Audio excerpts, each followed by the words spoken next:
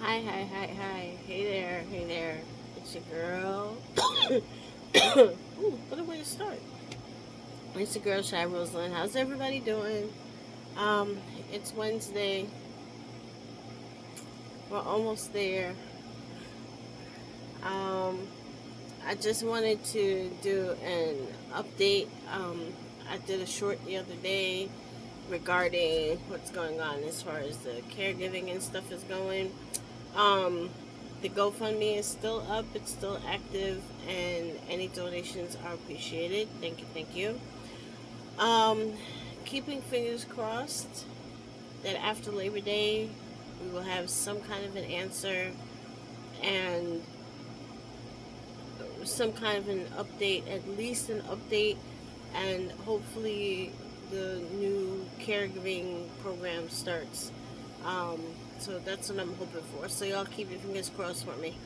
Um, one of one of our the nighttime person that we were paying from y'all's generosity, she has gone on vacation.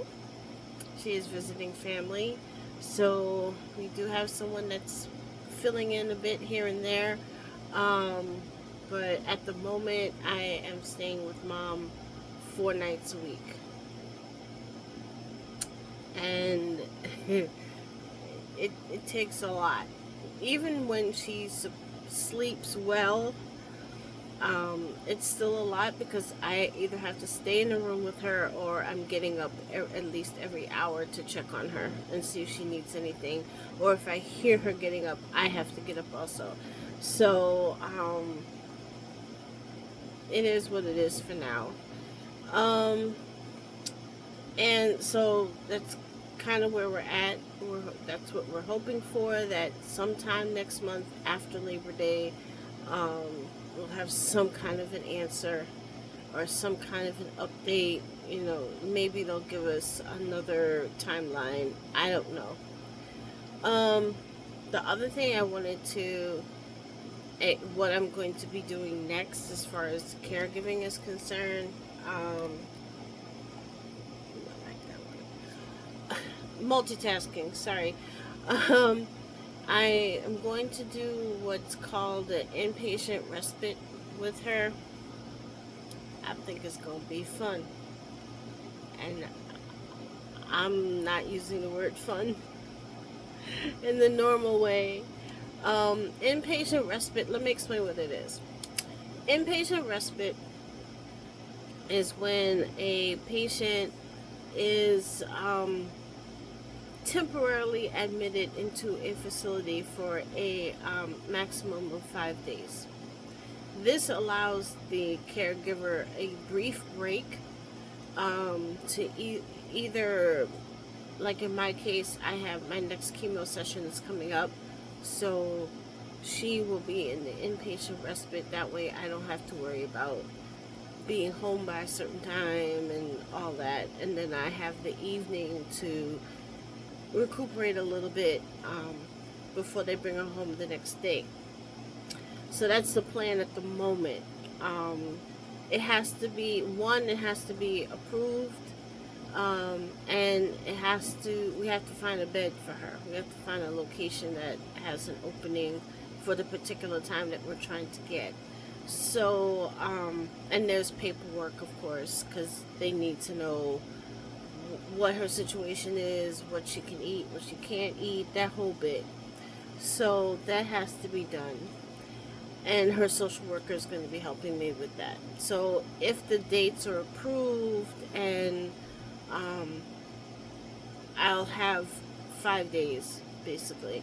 So what'll happen is hospice will arrange transportation to take her to and from, so I don't have to worry about trying to get her into a cab. Um, they'll come and get her, take her to the facility. She'll be in the facility for a couple of days. Um, and of course, I can go visit her, you know.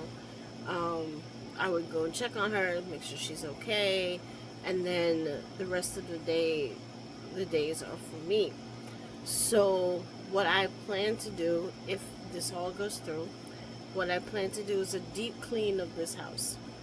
Now, mind you, I do my weekly stuff. Clean the bathroom, clean the kitchen, scrub, laundry, laundry. But I need to do a deep clean, which means I need to go through my mom's bedroom and take out stuff that she's been hiding. My mother is a neat freak, but she also tends to hold on to certain things for a long time. I have found junk mail from 15 years ago in her bedroom, and she hides it. She puts it under her clothes.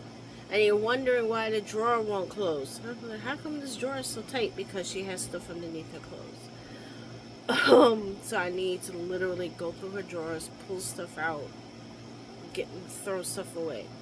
I also need to go through her sewing room, her studio. I need to go through there because, again, she has stuff from 20, 30 years ago that some of it probably needs to be shredded. Some of it can just be thrown away. She had, at one time, she had a thing for peppermints, and I'm sure she has squirreled away peppermints somewhere in that room. So I have to go in and pull all that stuff out. I have to check for pests like ants and stuff. We get ants every year. Every summer we get ants. So I have to check for ants. I got a deep clean with the vacuum and all that stuff. I need to deep clean the bathroom. And I can't do like a real deep clean. And I can't do it if she's here.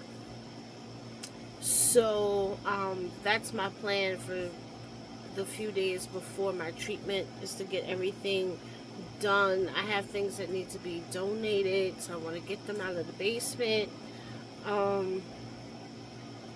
I'm hoping to get the donation done before I do the deep clean. That might happen, that might not happen, I don't know. But I want to start getting the basement together too, and pulling things out of the basement. So I want to at least get a start before my next treatment.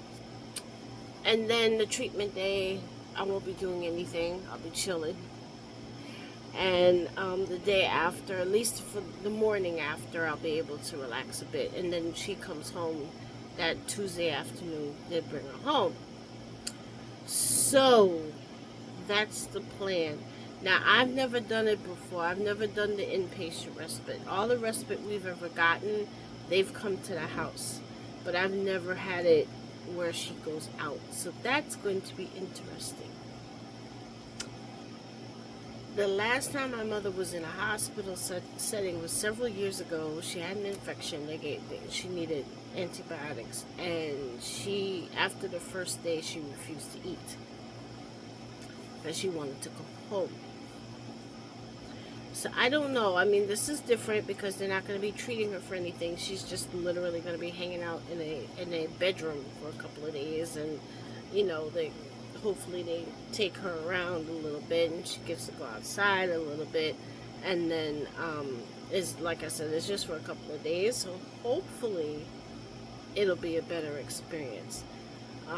But we shall see. I will keep y'all posted as it gets closer. I meet with the social worker next week. I think I meet with her to finalize and try and find finalize where she's going to go. And I kind of started looking around at some places in my area just to get an idea. And a couple of places have decent reviews. Some of them are like, So I'm hoping she gets one of the places that has a good review. So we shall see.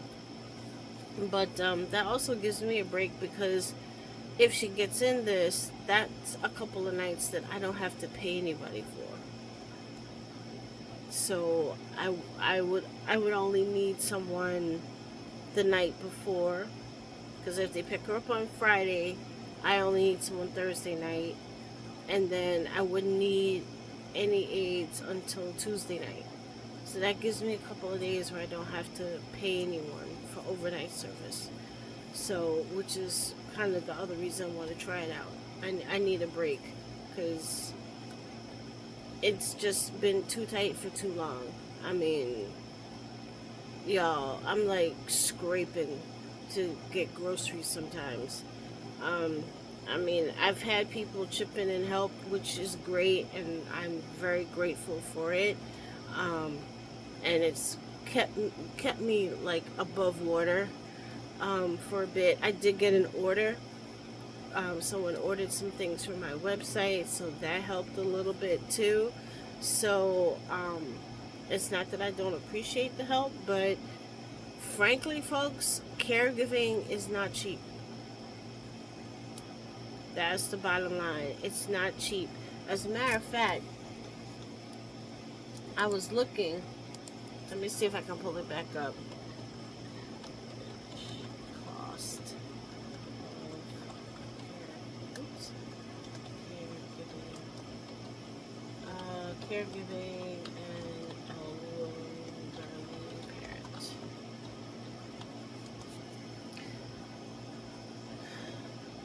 Okay, so it's almost the same as last year. The average cost of caregiving and one elderly parent, $7,200 for 1 year.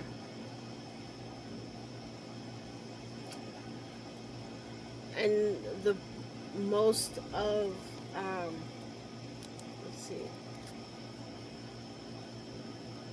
yeah, most of it is actually paying for the care.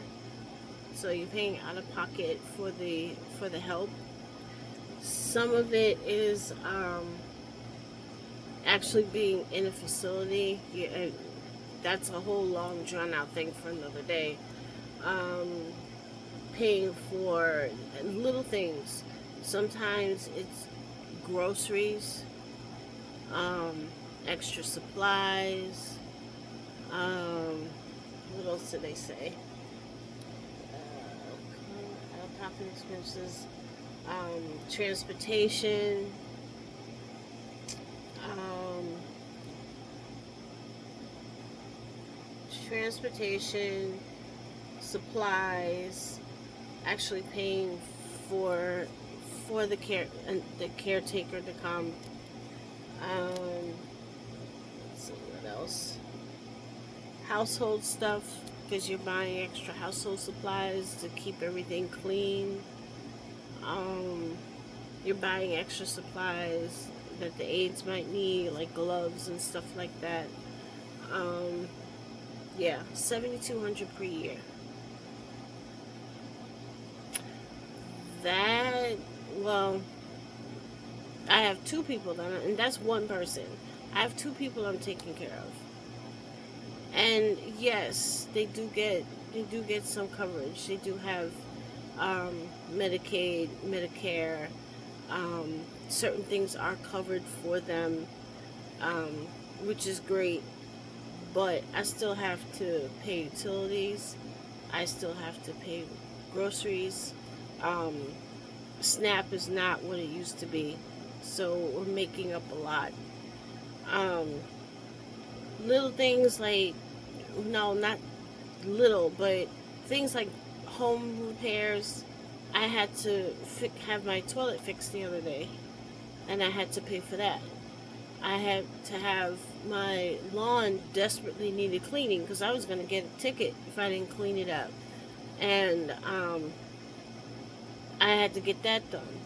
I did the bulk of it myself just so I could get a slightly lower price. Um, it's just like I said, just maintenance in general, making sure, checking the roof, making sure, God forbid there's a leak in the roof, I gotta get that fixed. It eats your savings very quickly, and 7,200 a year. Honestly, that's an estimate. Especially if you're working. I'm fortunate enough to work from home, and I have a skill that I can use, and my clients are mostly remote themselves, so I'm able to have some kind of income coming in, but trust me, If y'all knew my income, you'd be scratching your head wondering how I'm living off of it. So that's why there's a GoFundMe. um, let me see what else. So, like I said, I'm trying out this inpatient respite for a couple of days. It'll give me a break. I don't have to pay anybody for overnight care for a couple of days. Give me a chance to regroup and get some things caught up. Get the house deep cleaned, and maybe if I have time, finally get my studio back the way it needs to be.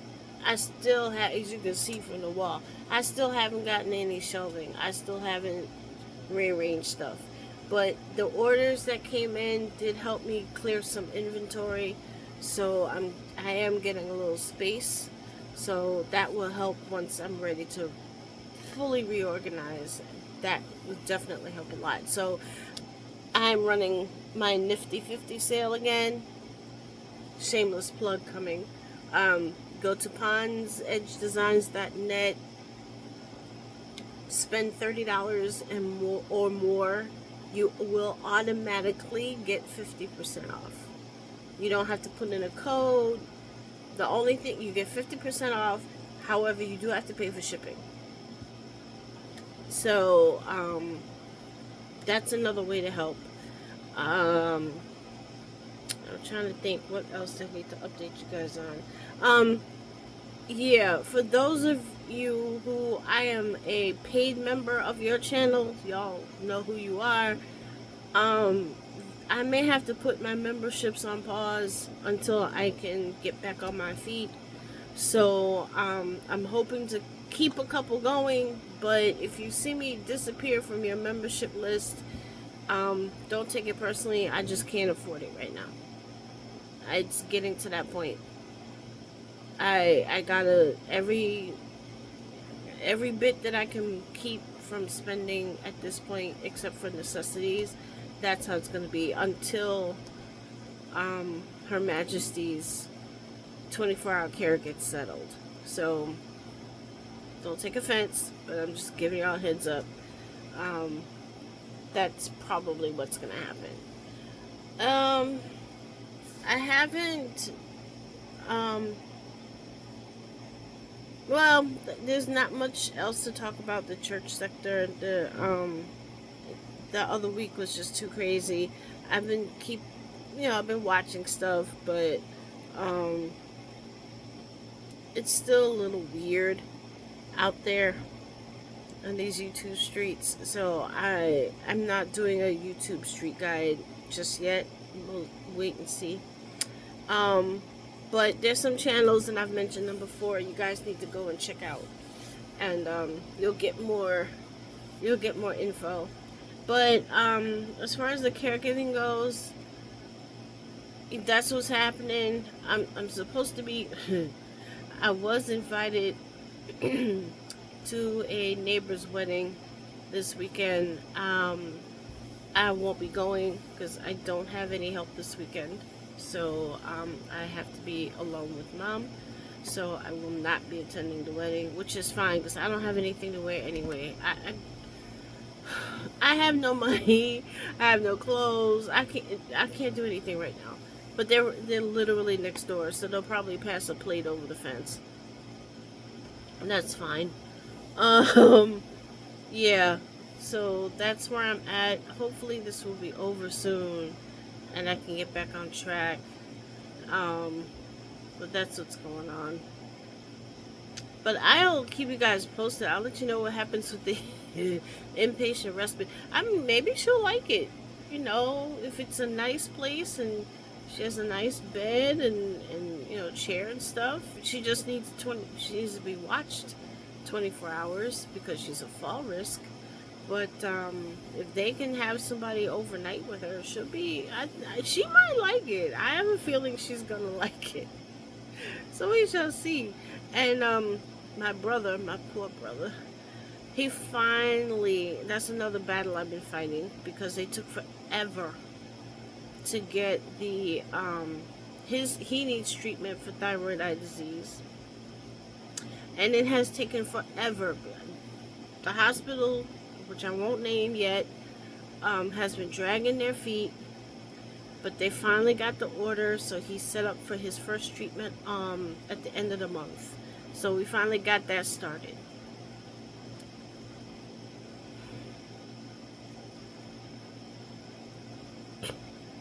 And I feel so bad for him because he wanted to go to the program yesterday, and he got up and he says, "Sis, my eye hurts."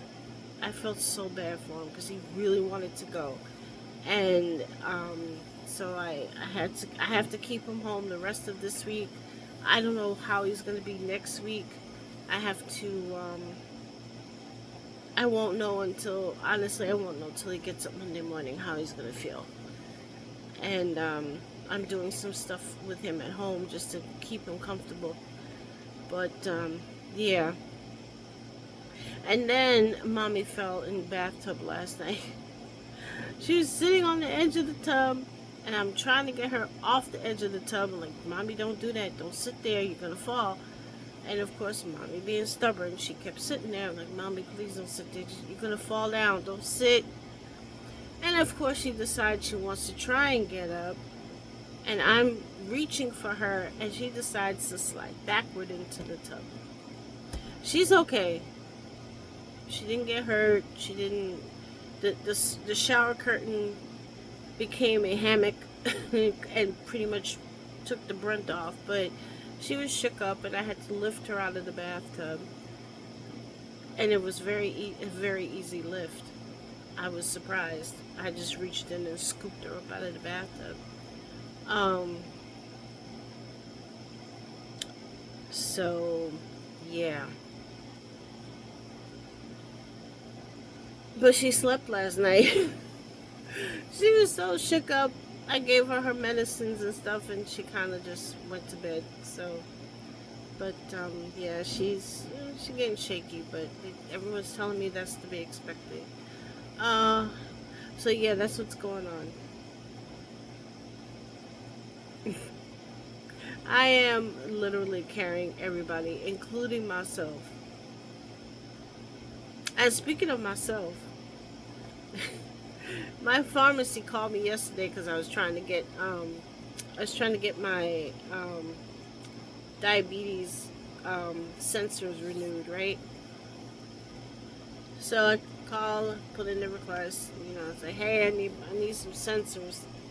And they call me back. "Oh, Miss Brinson, that doctor that signed off on your prescriptions, they're not Medicaid." And I said, "Yeah, that doctor," I said, "yeah, she's probably a resident." So, "Well, she's not, since she's a resident, she's not in Medicaid, so your prescriptions are actually bouncing." I'm like, ugh. And I've been refilling all my prescriptions for like a couple of months now. I said, "Okay, let me call Mount Sinai. They'll straighten it out," because I had this happen before. So I had to call Mount Sinai, tell them, like, "Listen, my prescriptions are bouncing because the doctor who signed off on it was a resident and not an attending. So whoever is on call for the attending needs to re-sign my prescription so I can get stuff refilled, because it's not going to Medicaid." "Oh, okay, no problem." So hopefully by tomorrow that'll be straightened out, and then Monday I can pick up my sensors. Luckily, I don't need anything else. I'm good for now. But I tell you, never a dull moment. So anyway, folks, that's what's going on. Pray for me, y'all. And again, any help is appreciated. The GoFundMe is up. You can visit my web store and purchase something if that's what you're in the mood for. You can do that as well. I do take Cash App. Cash App is somewhere in my description. You can do that however you want to do it. But again, that's what's going on. Hopefully, I'll have more good news soon. It's mid August. I got 2 more full weeks to go. So keep my fingers crossed for me that I get through the next 2 weeks. And I'll catch up with you guys on the next one. Peace.